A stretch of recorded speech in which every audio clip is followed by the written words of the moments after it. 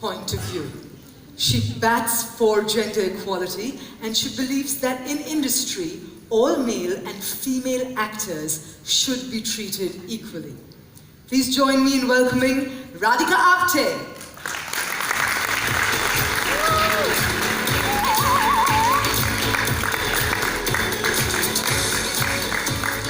Tell me, Radhika, are you happy with that applause that you've received? Yeah, I am happy actually. I don't mind. Thank you for the introduction. A very good morning to you, and thank you very much for having me here.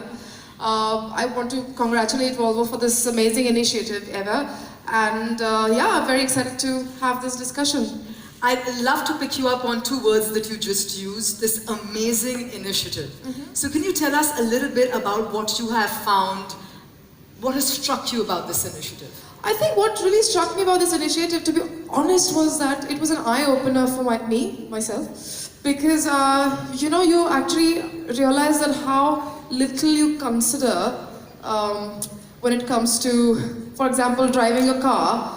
Most of the women I know drive cars, but the whole design, when people design cars, they don't even consider the fact that probably women have different needs because of how they're shaped or how they're built, the chest impact, the pregnancy, neck, all these things they were telling me, and I was just like, the person or the go-to figure is a male who's probably a lean man with a whatever average height, but we don't even consider.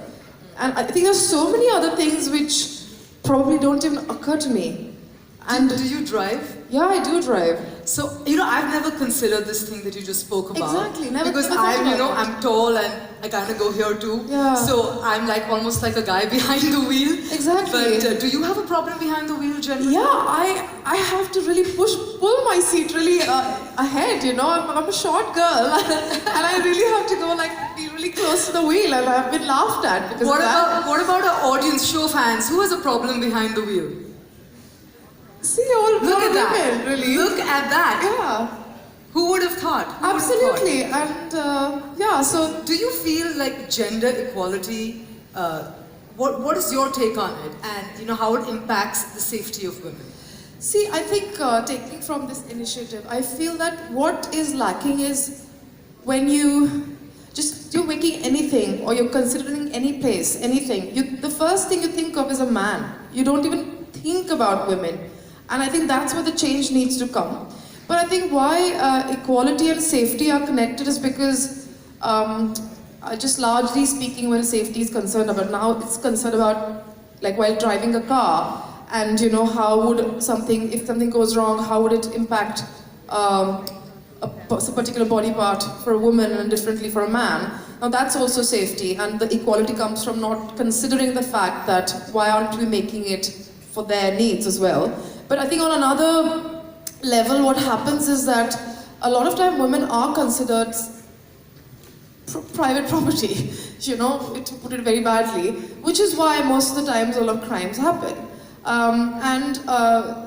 They're entities, they run families, they are actually far more powerful and capable in a family. And I think unless we reach that place of complete equality and understanding, and then you look at anything and the perspective needs to change completely, no woman's going to feel safe. And I think safety is the utmost important thing for anybody. For anybody, yes, especially in the times that we live in today. So what about in the workplace? Have you personally experienced gender bias? I think, of course, I mean, workplace is also a part of the society. How can it be different? So, I mean, I've faced gender bias in my house, in families, in close family structures, and so obviously clearly at work as well. So basically, there's massive pay parity. We are all aware of it. We'll discuss it later, I'm sure, in the panel discussion at length. But there's different treatment given, the different privileges that a man gets over a woman sometimes. Is it apparent or is it like an undercurrent? It's quite apparent if you want to look at it that way, because what happens is you just take the inferior position as a woman without asking too many questions. You know, I mean, it's assumed that, it's fine, I'll get something less, it's fine, it doesn't matter.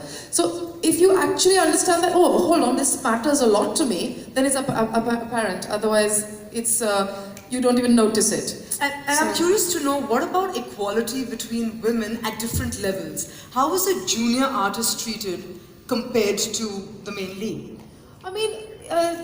See, there's no rule book that I can tell you junior artist is treated like this and a main artist is treated like that. There are different kinds of inequalities, but they are there.